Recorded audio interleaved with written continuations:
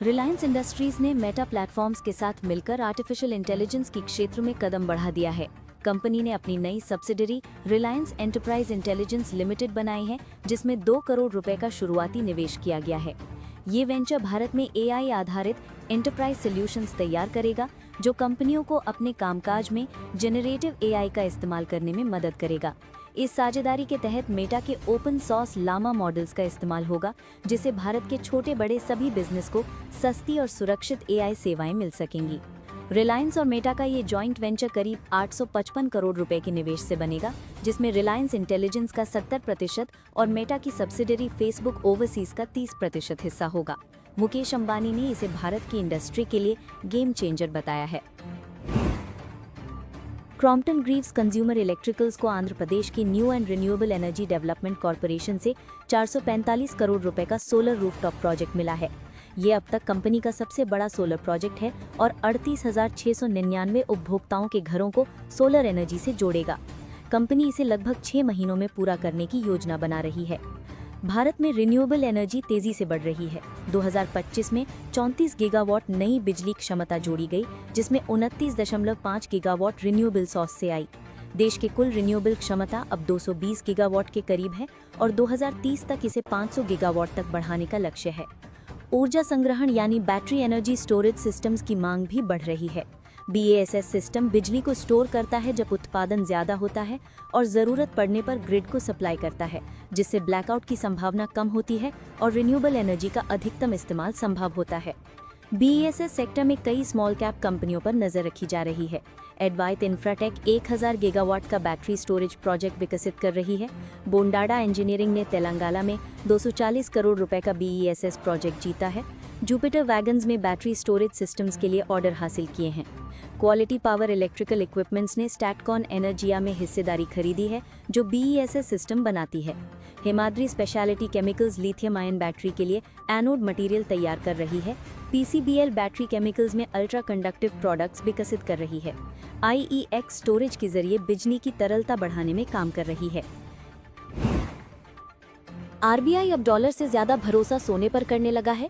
अप्रैल 2023 से बैंक लगातार गोल्ड खरीद रहा है और अब तक करीब 600 किलो सोना अपने रिजर्व में जोड़ चुका है। इस खरीद के बाद भारत के पास कुल 880 टन से ज्यादा सोना हो गया है, जिसकी वैल्यू 102 बिलियन डॉलर से ऊपर पहुंच गई है। यानी पहली बार गोल्ड रिजर्व 100 बिलियन के पार चला गया है। RBI ने सिर्फ गोल्ड रिजर्व नहीं बढ़ाया, बल्कि अमेरिकी सरकारी बॉन्ड्स यानी US ट्रेजरी सिक्योरिटीज में निवेश घटाया है। जुलाई 2023 तक भारत का US ट्रेजरी निवेश घटकर 219.7 बिलियन डॉलर रह गया, जबकि एक साल पहले ये 238 बिलियन था। सोना इस वक्त एक सुरक्षित और स्थिर विकल्प के रूप में उभरा है, क्योंकि ब्याज दरें कब घटेंगी या बढ़ेंगी, इस पर कोई निश्चितता नहीं है।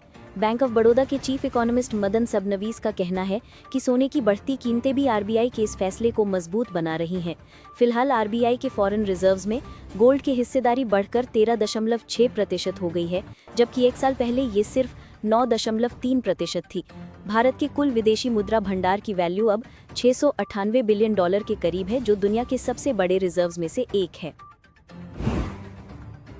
भारतीय अर्थव्यवस्था को लेकर IMF की नई रिपोर्ट में बड़ी राहत भरी खबर आई है। रिपोर्ट कहती है कि अमेरिकी टैरिफ का भारत पर कोई खास असर नहीं पड़ा है और भारत दुनिया की सबसे तेजी से बढ़ने वाली अर्थव्यवस्था बना रहेगा। IMF ने भारत की GDP ग्रोथ का अनुमान बढ़ाकर 2025-26 के लिए 6.6% कर दिया है, जो चीन के 4.8% अनुमान से कहीं आगे है। इसका मतलब है कि भारत आने वाले सालों में भी अपनी विकास रफ्तार बनाए रखेगा। हालांकि IMF ने यह भी माना है कि शुरुआती तेजी लंबे समय तक बनी नहीं रह सकती, इसलिए 2026 के लिए ग्रोथ अनुमान थोड़ा घटाकर 6.2% किया गया है। फिर भी ये दर दुनिया की अधिकतर अर्थव्यवस्थाओं से कहीं बेहतर है। ग्लोबल लेवल पर IMF ने बाकी दुनिया की विकास दरों को नीचे किया है। अब 2025 में वैश्विक ग्रोथ 3.2% और 2026 में 3.1% रहने का अनुमान है, जबकि विकसित देश मुश्किल से 1.6% की रफ्तार से बढ़ेंगे। यानी भारत इस सुस्ती के बीच भी ग्रोथ का इंजन बना रहेगा। इसी के साथ भारत का विदेशी मुद्रा भंडार भी अपने ऑल टाइम हाई के करीब पहुंच गया है। रिजर्व बैंक के ताज़ा आंकड़ों के मुताबिक देश का फॉरेक्स रिजर्व 702 अरब डॉलर के पार चला गया है, जो अब तक के रिकॉर्ड लेवल से सिर्फ 2.5 अरब डॉलर दूर है। इस बढ़ोतरी में सबसे बड़ा योगदान गोल्ड रिजर्व की वैल्यू में आया उछाल रहा। बीते हफ्ते सोने की कीमतों में उछाल से भारत के सोने के भंडार का मूल्य 108 अरब डॉलर से भी ऊपर चला गया, यानी करीब 9.5 लाख करोड़ रुपए। अब रूस से तेल खरीद पर चर्चा करें तो सरकार ने साफ किया है कि उसने घरेलू रिफाइनरों को रूसी कच्चे तेल की खरीद घटाने का कोई निर्देश नहीं दिया है। ये पूरी तरह कंपनियों के अपने व्यावसायिक फैसले पर छोड़ा गया है। अमेरिका ने हाल ही में भारत के कई एक्सपोर्ट प्रोडक्ट्स पर 50% तक का टैरिफ लगाया है, जिसमें से 25% अतिरिक्त शुल्क रूस से तेल खरीदने के कारण जोड़ा गया है। वर्तमान में रूस भारत की कुल तेल जरूरतों का करीब 34% हिस्सा पूरा कर रहा है, जबकि 2022 में ये आंकड़ा सिर्फ 0.2% था। यानी रूस अब भारत का सबसे बड़ा क्रूड सप्लायर बन चुका है। सेबी ने भी एक अहम फैसला लिया है। अब म्यूचुअल फंड्स को प्री आईपीओ प्लेसमेंट में निवेश करने की अनुमति नहीं होगी, यानी वे आईपीओ से पहले किसी कंपनी में पैसा नहीं लगा पाएंगे, लेकिन पब्लिक इश्यू और एंकर इन्वेस्टर पोर्शन में निवेश कर सकेंगे। म्यूचुअल फंड सेक्टर से जुड़ी एक और खबर, अब कुछ फंड्स में यूपीआई पेमेंट की सुविधा जुड़ गई है। इससे निवेशक अपने लिक्विड फंड से सीधे यूपीआई के जरिए पैसे ट्रांसफर कर सकेंगे। हालांकि ये सुविधा निवेशकों की आदतों में बहुत तेज बदलाव ला सकती है। अक्टूबर महीने में ही यूपीआई ट्रांजैक्शन का आंकड़ा 94,000 करोड़ रुपए प्रतिदिन तक पहुंच गया है। ट्रांसपोर्ट सेक्टर में भारत सरकार की नई पहल भारत टैक्सी नाम से देश की पहली कोऑपरेटिव कैब सर्विस लॉन्च हो गई है, जो ओला और उबर को सीधी टक्कर देगी। ये सरकार समर्थित प्लेटफॉर्म होगा। डीमार्ट के फाउंडर राधाकृष्ण दमानी ने लेंसकार्ट सॉल्यूशंस में करीब 90 करोड़ रुपए का निवेश किया है। ये निवेश लेंसकार्ट के आईपीओ से पहले किए गए प्री आईपीओ राउंड का हिस्सा है। लेंसकार्ट अगले हफ्ते आईपीओ लाने की तैयारी में है, जिसके जरिए कंपनी करीब 2150 करोड़ रुपए जुटाएगी। इस रकम का इस्तेमाल नए स्टोर्स खोलने, टेक्नोलॉजी इंफ्रास्ट्रक्चर मजबूत करने, मार्केटिंग और अधिग्रहण जैसे कामों में किया जाएगा। इसी बीच एलआईसी ने 2 एफएमसीजी दिग्गज कंपनियों टाटा कंज्यूमर प्रोडक्ट्स और डाबर इंडिया में अपनी हिस्सेदारी बढ़ाई है। ये खरीद जुलाई से अक्टूबर के बीच की गई है, जिससे दोनों कंपनियों में एलआईसी का भरोसा साफ झलकता है।